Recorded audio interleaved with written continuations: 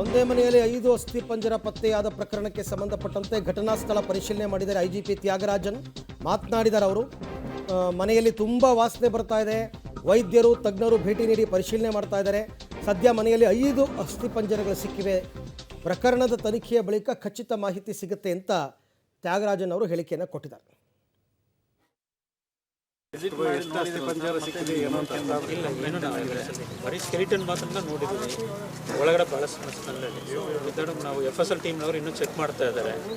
ಯಾವುದು ಬಾಟಲ್ಸ್ ಎಲ್ಲ ಏನು ಸಿಗುತ್ತೆ ಅಂತ ನಾವು ಇನ್ನೂ ಇನ್ನೊಂದು 3 hours ನಮಗಿದೆ, ಅದನ್ನು ಚೆಕ್ ಮಾಡಿದ್ವಿ. ಆಮೇಲೆ ಡಾಕ್ಟ್ರ್ ಕೂಡ ಇಲ್ಲಿ ಕರೆಸ್ತಾ ಇದ್ದೀವಿ.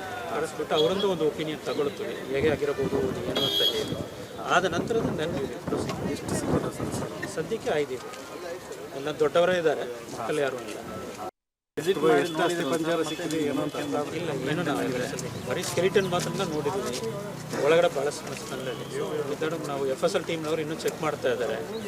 ಯಾವುದು ಬಾಟಲ್ಸ್ ಎಲ್ಲ ಏನು ಸಿಗುತ್ತೆ ಅಂತ ನಾವು ಇನ್ನೂ ಇನ್ನೊಂದು 3 hours ನಮಗಿದೆ.